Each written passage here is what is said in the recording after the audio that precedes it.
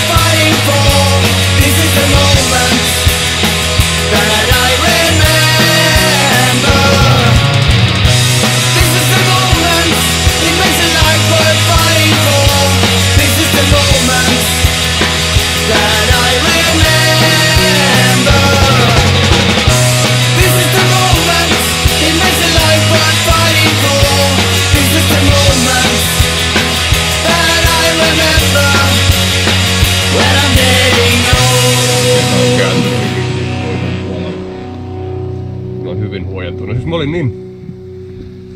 Mä en tiedä, onko mä ikinä pelännyt noin kovasti.